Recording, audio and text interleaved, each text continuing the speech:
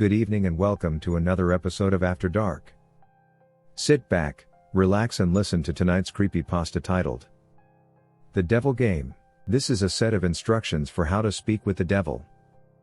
Which, as those of you with any sort of brains at all might note, is a patently moronic proposition on the face of it, one likely to culminate in any number of thoroughly unpleasant fates. Honestly, it would probably be smarter to publish your credit card number on Facebook, or take up a career in crocodile wrestling. But then, that isn't going to stop you, is it? Not if you're sincerely interested, at least. Technically, if you do everything just right, there's a fair chance you'll walk away scot-free, and that seems to be reason enough for some people to decide that it's a good idea.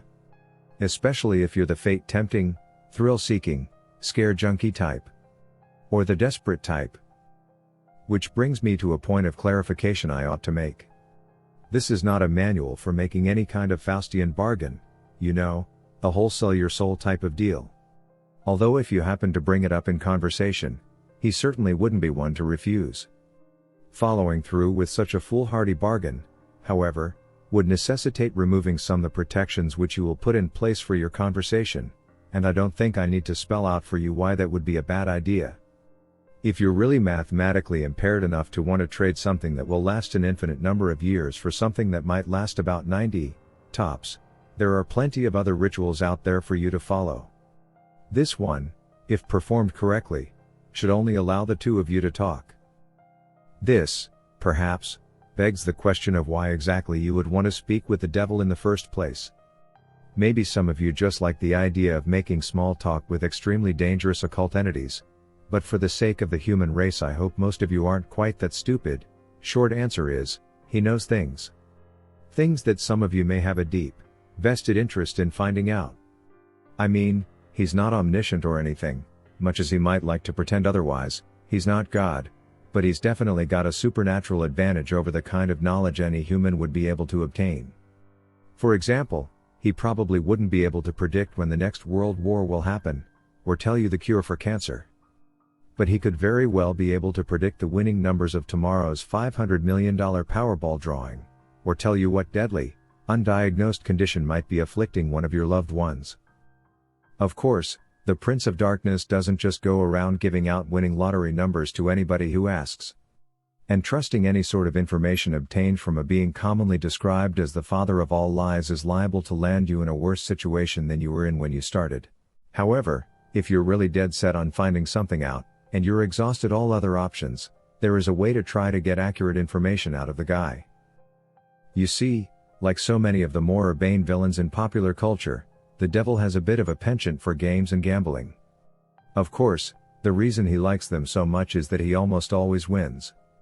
Unless you happen to be a fiddler named Johnny or are being represented by Daniel Webster, you're probably going to get your ass handed to you.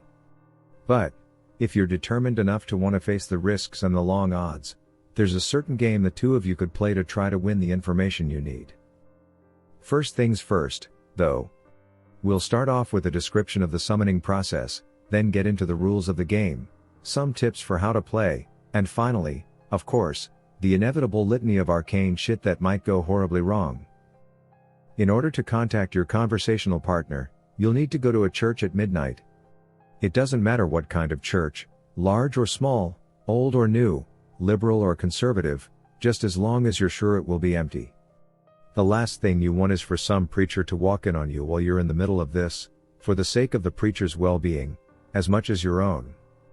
The process will probably work best if you try it on a new moon, or a full moon, or Friday the 13th, or Halloween. The actual day is less important than the psychological effect it has on you, as long as you don't try it on Christmas Eve or something stupid like that, you should be fine. The time is important, though. You don't have to start or end your ritual at exactly 12 a.m. Greenwich Atomic Time or anything, but as a general rule of thumb you ought to show up a bit before midnight and have everything set up by no later than 10 or 15 after. Show up a lot before midnight if you don't know how you're going to get in. Shockingly enough, most houses of God do tend to lock their doors at night, at least if no one's there to watch over them, and remember, we want empty, got it? There are, of course, certain things you need to bring, and certain things you can't bring. For this ritual, you will need A full can of salt, you won't need to use all of it, but it's always better to have more than you need than to have less. 7 candles, red or white being preferable. Something to light the candles with. You would be shocked how often people forget this. Occult ritual or not, they aren't going to magically light themselves. A length of red string, rope, yarn, or thread. A full-length floor or wall mirror. Ideally, you'll want to find one of these already present in the church. They're a bit unwieldy to be lugging around with you during a break-in. However, if there really aren't any there, you'll have to bring your own. You might also find it useful to bring some markers, pencils, paper, a flashlight, and any sort of tools that might be necessary to secure your entrance into the church. You will not be permitted to bring in any electronic or timekeeping devices. This includes all cell phones, smartphones, tablets, e-readers, MP3 players, PDAs, calculators, wristwatches, pocket watches, kitchen timers, hourglasses, etc., etc., etc. Seriously, it's worse than the SAT. If you're one of those people that has your smartphone practically wired into your brain, don't worry, you can bring those things with you to the church as long as you leave them outside the room in which you will be doing the ritual. If you brought a flashlight, helpful for finding your way around without attracting unwanted attention, leave that outside too. Also, don't bring in any sort of religious paraphernalia to protect you, especially if it pertains to the Abrahamic religions. And yes, if those goth Y black cross earrings you're wearing are hanging right side up, they count. If you have any kind of holy symbols like that with you, the devil will simply refuse to show up. Don't worry, you're not going in totally unprotected.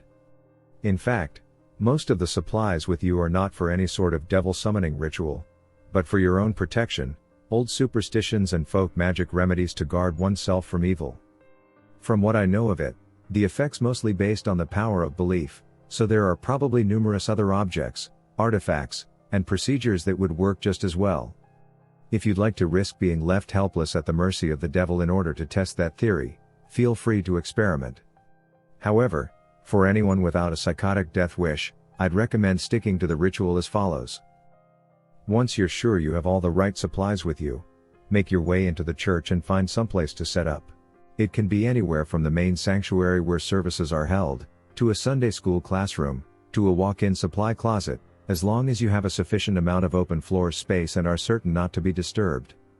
Set up your mirror first. This is where the devil will appear when you summon him. As such, you mustn't complete the summoning until you've laid down certain wards around it. First, surround the mirror with an unbroken circle of salt. If the mirror is hanging on a wall or door, lay down a semicircle around it instead, making sure that the salt touches the wall at both ends. Then, wrap your red string around the mirror several times.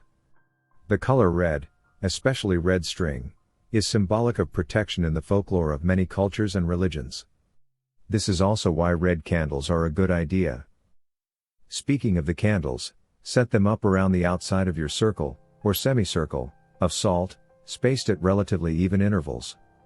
No, you do not have to get out measuring tape and make it exactly perfect, but do at least try and make it look as though it was set up by someone old enough to be trusted with matches. Light the candles in a clockwise fashion, being careful not to disturb the salt. If you break the circle, you'll have to start all over again. Once all of the candles are lit and burning strongly, your protective wards are complete. You are now ready to proceed to the actual summoning. To do so, you first must get the devil's attention and demonstrate your resolve by performing some sort of sacrilegious act in the holy space. Turning a crucifix or cross upside down is fairly conventional, but it's not the only option. For example, I know of a kid who once fulfilled this requirement by scribbling obnoxious graffiti all over a painting of Jesus hanging in his Sunday school classroom. The nice thing about turning a cross upside down is that once you've finished your encounter, assuming you've survived it in one piece, you can just flip it right side up again and no one's the wiser. Sidestepping the relatively minor but still irritating risk of having your Sunday school turn into a reenactment of the Spanish Inquisition for the next month and a half. After you've finished doing whatever offensive thing you decide on, shut all doors to the room and turn off all of the lights, so that the space is lit only by the candles. Face the mirror and stare deeply into it, concentrating on your desired outcome. There are no incantations, no arcane strings of Latin you have to recite. Just look into the mirror and wish as hard as you can for the devil to appear there. After a few moments of this, when you feel ready, close your eyes and count to 10. Then open them. If all has gone correctly, you will no longer see your own reflection. You will be looking at the devil. Or at least, looking at the way the devil has chosen to appear to you. Chances are, he won't look like your conventional red, horned demon with goat legs and a pitchfork, nor any other sort of terrible apparition. No point in scaring you off now. Better to lure you in, make you feel safe. To that end, he generally takes on the appearance of a fairly average, nondescript human being. If anything, he's prone to vanity and will lean towards the more attractive end of the spectrum. The only really frightening part of him will be his eyes. No matter how hard he tries, he can't hide the sinister gleam smoldering deep within them, the malevolent amusement and hunger, like the eyes of a spider contemplating a fly struggling in its web. They're supremely confident, those eyes. Confident, and without pity. Don't look into them too deeply, or you'll begin to feel helpless and paralyzed with dread, losing your hope and your will to fight. Since you'll probably be just standing there staring at him in shock for a few moments, having on some level expected for the ritual to fail, he'll initiate the conversation by asking you what it is you desire from him. If you can gather your wits enough to string together a coherent sentence, you should respond with something like, "I wish to challenge you in a game of question and response." Even if you don't get the words exactly right, he'll know what you mean, and he'll accept your request with a wide, predatory grin of anticipation. He's been playing this game for a long time, you see, and he's very good at it. Most humans, on the other hand, are very bad at it.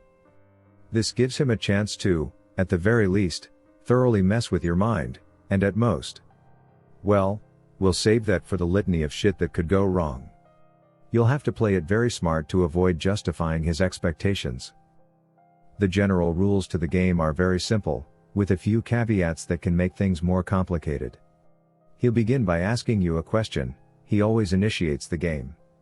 It can be anything from a piece of obscure trivia, to a riddle, to an extremely personal inquiry. Don't worry, you won't be immediately plunged into hell if you get the wrong answer or anything like that. As a matter of fact, he won't even tell you whether you got the answer right or wrong. After you've answered his question, you get to ask him one in return. Now, here's where the consequences of your response come in. If you answered his last question correctly, he will respond to your question as honestly and accurately as he is able. However, if you answered it incorrectly, he is free to lie to you as he sees fit. Perhaps if you've asked him something you're better off not knowing, he'll tell you the truth about it anyway. More likely, he'll feed you the most insidious, damaging lie he can come up with. Either way, after he's responded, he'll ask you another question, and the process will repeat over and over again until you decide to call it quits. Now, you may be sitting there thinking that it sounds fairly easy to get the information you need. All you have to do is wait for a question you can answer correctly, and then take that opportunity to ask him what you really want to know, ignoring everything else he said. Well, it's not that simple. The devil will never give you an easy question, one that you can be completely sure of the answer to. He may instead give you questions that you have some vague knowledge of, that you think maybe you know the answer to but aren't really confident. Thus forcing you to endlessly second-guess yourself, obsessing over whether or not you can trust the information that he gave you next. Perhaps you'll think that what he said was a lie, wish it was a lie, but be eternally consumed by doubt, unable to fully convince yourself that you were wrong. Or perhaps you'll have to make a huge choice based on the information that he gave you, and be tormented by fear and indecisiveness as you realize that your fate, and perhaps that of others, as well, rests entirely upon whether or not you were able to correctly recall some arcane piece of trivia that you don't even remember now. You'll never remember the exact questions the devil asked you, by the way, that would make it too easy for you to go back and check on your responses. Or maybe, instead of testing your knowledge, he'll ask you something personal, something you even lied to yourself about. You'll answer back to him, thinking you've gotten the question correct. No, I don't resent my sister. Yes, I would turn the money in to the police. But he'll know better. He'll know better than you do that you're lying, and he'll lie to you in return. And you'll believe him. You'll believe him until you are no longer able to deceive yourself, and by then it might be too late. Or maybe he won't even give you a chance to get an accurate response at all. Maybe he'll just ask you endless strings of completely impossible questions, making you more and more frustrated and disheartened as you realize you'll never be able to force him to tell you the truth. Questions like, what was the exact height of Mount Everest in centimeters in the year 1666? Or what is the airspeed velocity of an unladen swallow? Although, knowing his sense of humor, if he ever asked the latter he might consider African or European. A correct response. There are a couple of ways to short-circuit this particular strategy, however, additional rules and courses of action that make the game more interesting and prevent you from being stonewalled completely. Although in all honesty, he probably wants for you to try one of those options anyway. The first option is to ask him a riddle instead of a question. If you somehow manage to stump him and he answers the riddle wrong or gives up, he'll be obligated to give you a truthful response to your next question. If he answers the riddle correctly, once again, don't worry, he won't pounce on you like a sphinx or drag you into hell. What will happen is that he will get a pass, allowing him to lie in response to one question he would otherwise be obligated to answer truthfully. Honestly, if he gets a pass, you might as well just give up and quit the game right there. It's nearly impossible to determine when he's telling you the truth under the best of conditions. Adding another layer of complexity by constantly trying to figure out when and if he's used his pass. It's about enough to make any normal person's brain explode. There's no way. Just forget it. The second option is for you to take a dare from him. If you accept it and vow to follow through, then once again he'll have to answer your next question truthfully. If you choose instead to reject it, he'll get another pass. Now before you freak out and reject that whole idea completely, you should know that he won't ask you to do anything overly dramatic or unspeakably evil, like blow up a hospital or murder somebody. As a rule of thumb, most dares won't involve direct loss of life or any major felonies. However, they certainly won't be easy.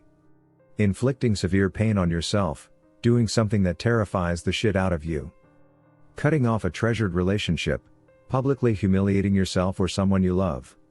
All of these things and more, things you might not even be able to imagine, are completely on the table. If you're willing to go that far, to put yourself in that kind of position, you'll get your answer. However, if he manages to come up with the one thing you know you simply can't or won't do, well, then once again you might as well just quit. One last thing, don't think you can just tell him you're going to do something and then not do it. If you accept a dare and then don't follow through with it, well, let's just say there will be consequences. Just suck it up and keep your promise, no matter what it was. Trust me, you're better off that way. Finally, when you've either gotten the information you wanted or given up on it completely, you may end the ritual by simply thanking the devil for accepting your request, bowing politely at the waist, and bidding him farewell. The surface of the mirror will seem to swim and flicker for a moment, and then you will be looking at your own reflection again. Only when you are absolutely certain that you're looking into your own two eyes again may you turn away from the mirror, flick the lights back on, and begin dismantling your protections. Now, and this is important, even if you haven't gotten the information that you wanted, you must end the ritual in this manner before 66 minutes have elapsed. Well, I suppose that technically you have 66 minutes and 6 seconds, subtle, right? But if you're seriously going to try to cut it that close without any kind of timekeeping device, you're probably screwed anyway. I cannot emphasize enough how important it is that you keep to this time limit. I'll save the reason behind that for the end, but don't skip ahead. I've still got a few important tips on how to play. 1. Be very careful what sort of personal information you give out. Try not to talk about yourself, especially your emotions and problems, any more than absolutely necessary. This guy knows human psychology like the back of his hand, and he will get inside of your head. It's like talking to Hannibal Lecter.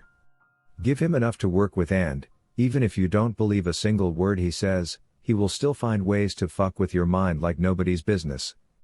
If anything he asks makes you even remotely uncomfortable, do not hesitate to lie through your teeth. There will be plenty of other questions. 2. On a similar note, try to keep the game on track and moving briskly. Unstructured interactions of any kind are to be avoided. Chances are that at some point he will try to draw you off on a tangent, discussing something that fascinates you, analyzing a response you've given him, or finding some other excuse to speak at length without moving the game forward. This is not only a waste of valuable time but also another excellent opportunity to mess with your mind. 3. If you choose to give him a riddle, use one you've made up yourself. If your riddle has ever been written down anywhere at all, from the pages of The Hobbit to some long-lost tome of ancient magic, he will already know the answer. That said, it still has to be a legitimate riddle, with an answer that makes logical sense from some angle. You can't just ask something like what's green, has 10 legs, and hops? Then claim for some inexplicable reason that the answer was marshmallows. Nor can you ask him a straight question like what have I got in my pocket? He probably knows that, anyway. There are no hard and fast rules to determine whether a riddle makes sense or not, but you're a reasonable human being. Your ancestors ate from the tree of knowledge. Please, for the love of crap, use common sense. 4. If you choose to take a dare, there is a slight chance that the devil will ask you to do something seemingly easy. Deliver a letter, for instance, or scribble a 10-digit number in a public restroom stall. If he does ask you for something like this, and you have even a shred of common decency in you, do not accept. Chances are that he's using you to further some sinister plot, one liable to ruin a lot of lives and harm a lot of people. Who knows, maybe you're the type of person who really doesn't mind throwing an unknown number of total strangers under a bus to find out what you want to know. But at least be aware that that is what you're doing. 5. Last, but not least, be very aware of the time. It might be helpful to do some practicing beforehand and get a feel for how long an hour is without a watch. The devil will probably put off discussing the things you're most keen to find out for as long as he can, and as you near the 66-minute deadline, he'll start trying harder and harder to distract you, captivate you, and otherwise keep you playing until it's too late. He'll string you along, feed you little glimmers of false hope, keep you thinking, just a few more minutes. I'm almost there. Don't fall for it. Don't go over the time limit. No matter what. Now, you might be thinking that this game really doesn't sound all that dangerous so far. Threats of psychological damage rarely seem to carry the same weight as threats of physical damage, even though their costs are often just as great. Hate to burst your bubble, but the game is far from safe. There are plenty of ways for you to seriously screw yourself over both physically and mentally, not to mention spiritually. And it is with these that I will conclude, in the vain hope that they may make some sort of impression. First, while you are speaking with the devil, do not let him out of your sight. Keep staring into the mirror no matter what happens. He will undoubtedly try various tricks to make you look away. You will hear noises behind you, feel eyes on the back of your neck, see shadowy phantoms writhing in the depths of the mirror. A cold breath will blow upon you from behind, smelling like the crypt. A deep silence will settle, only to be interrupted by a loud smack directly behind your head, giving you about the worst jump scare you've ever had. Hell, the devil may even abandon a measure of his own dignified facade and give a sudden jump of feigned shock, shouting loudly and pointing behind you with a very convincing look of terror on his face. Whatever he might test you with, you must not look away from him. If you look away, if you lose sight of him completely, even for 1 second, you will look back at the mirror to find him gone. Well, not gone. Out of the mirror. In the room. With you. Exactly how much of your body the police will find the next morning, and what state it's in, will depend entirely on the sort of mood he's in. The same thing goes if you break any of the protections you laid down before beginning the ritual. Interrupting the circle of salt, letting the red string unwind, knocking over a candle or letting one go out. Any of these things will free him from the mirror, and then, well, you're all a bunch of creative horror junkies. I'm sure you can fill in the blanks. On a different topic, you may reach a point in the game, probably after a long series of maddeningly impossible questions, where the devil asks you the deceptively simple question, "What is your full name?" You must not give it to him. Names can be things of great power.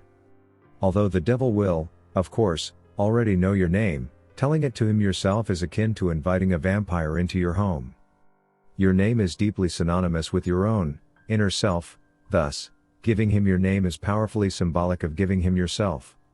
If you are foolish enough to make this mistake, all of your protections will be for naught, and he will seize upon your unwitting offer with malicious glee, stealing away your soul and dragging it back with him into hell. At least this way the police will find a complete, identifiable body. As a matter of fact, your vacant shell will be totally unblemished, seemingly having dropped dead of sheer terror. Last, but certainly not least, there's the matter of what happens if you go over the time limit. This is arguably the worst thing you can do. You won't think so at first. The devil will give you no indication that you have in fact exceeded the time limit, and you will conclude the ritual as if nothing had gone wrong. Perhaps, as the devil's image in the mirror trembles and gives way, you'll see a particularly nasty, triumphant smirk flash across his face, but this will be easily dismissed as your imagination. You'll turn the lights back on, gather your belongings, and go to leave the room. But, when you open the door, you will see nothing. That's right, nothing. Just a flat, wide void extending infinitely in all directions. Only the room which was reflected in the mirror will now exist. Incidentally, if you turn back around to face the mirror again, you may catch a last glimpse of your own reflection. Perhaps it will even turn and favor you with a smirk and a cheeky wave before sweeping out the door into the perfectly normal church hallway outside. As you may have already figured out, you yourself are no longer in the church. Your soul is now trapped in the mirror, and the devil has taken the liberty of possessing your body, now that you are no longer using it. Pound on the glass and scream all you like, you'll never get out on your own, and no exorcist can help you. But don't worry, it's not like you're in hell, right? At least, not necessarily. What you have to understand, see, is that a human soul stripped bare of its flesh is a deeply volatile and vulnerable thing, especially when trapped in the land of the living. You are now an entity of purely mental properties, and as such, the barriers between what is real to you and what is imaginary have been completely dissolved. As you fill that reflected room with your anger, your sorrow, your fear at being trapped, these emotions will begin to coalesce, given form by your mind. If you're not particularly imaginative, these creatures may not be too terrible, may not be able to inflict too much horror and pain. With time, you may even be able to teach yourself to get rid of them. If, however, yours is a mind haunted by monsters, a mind that is vibrantly creative and imaginative and more than usually twisted, well, there's no telling what horrors might come clawing their way out of the maelstrom, tasting sweet release from the confines of your subconscious, hungering for your terror and suffering. They will refuse to be banished, dragging you kicking and screaming into an endless positive feedback loop of pain and fear. Needless to say, if you are a regular patron of websites like this one, you're probably pretty well fucked. There's only one way to find release from the mirror and the world that you've created therein. They say that if you call to the devil once more and ask him to free you from the mirror, he'll be willing to take you out. For the usual fee, of course. Who knows, maybe if your imagination is twisted and powerful enough to create a personal hell that leaves you begging for the real thing, those talents might be put to good use. There are over 7 billion people in the world. After all, even the devil himself can't be messing with all of their minds at once. Talented help is always appreciated. Of course, the corollary to your being trapped inside the mirror is that the devil now gets to do whatever he wants in your body until sunrise. At around that time, your body will mercifully drop dead from the strain of the possession. Autopsy will probably identify the cause as some kind of coronary event. Don't get too relieved, though, he's perfectly capable of stirring up plenty of trouble in those few hours. For instance, he may decide to do something big and dramatic, like purchase a large meat cleaver and go on a murder spree, starting with the names in your address book and working his way out to complete strangers if he has time. Or perhaps he'll focus on only one person, someone who trusts you completely, using your persona to get him or her alone and vulnerable, and then, well, no need to describe it here. Once again, I'm sure you can think of a few things. Starting to see why I called this the worst outcome yet? Of course, there's also a chance he won't lay a finger on any of your loved ones, instead deciding to do something a little more subtle. More insidious. Like drop off a few nondescript, unmarked packages on certain doorsteps in the dangerous part of town. Or locate a particular dusty, age-yellowed text in the storeroom of your local library and intentionally misfile it in the young adult literature section. Or whisper 7 very choice words into the ear of the distracted-looking young redhead waiting for the 3 a.m. subway train. Or maybe he'll decide that, in this age of waning superstition, not enough people are getting interested in his games, and the knowledge of them is in danger of being lost. Maybe he'll decide he needs to get the word out a bit more, do a bit of networking, attract some new suckers. Ahem, challengers. Maybe he'll take a quick peek at your browser history, see where the impressionable, curious minds are hanging out these days. Maybe he'll even write a quick tutorial, in modern parlance rather than some inscrutable, obsolete demonological text. Post it on the internet and see how many bites he gets. Haha, maybe I really shouldn't have gone there.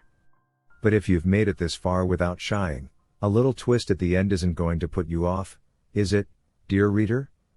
I'm sure there are plenty of intrepid adventurers among you with burning questions you'd like answered. And you're all a smart bunch. You know the pitfalls, you know the conventions, you live and breathe this sort of thing, do you not? There's no way you'd fall into any of the obvious traps, right? You're not some Dick or Jane off the street. After all, you'd be bringing a whole new level of competition. You would. Oh, excuse me just a moment, I think I hear someone calling for me. What? You want out that badly already? Must be one hell of an imagination you've got on you. Perfect. Thank you for tuning in to another episode of After Dark. If you enjoyed this creepypasta, please tap that subscribe button below. It helps our channel to grow and allows us to continue making new content. Thank you.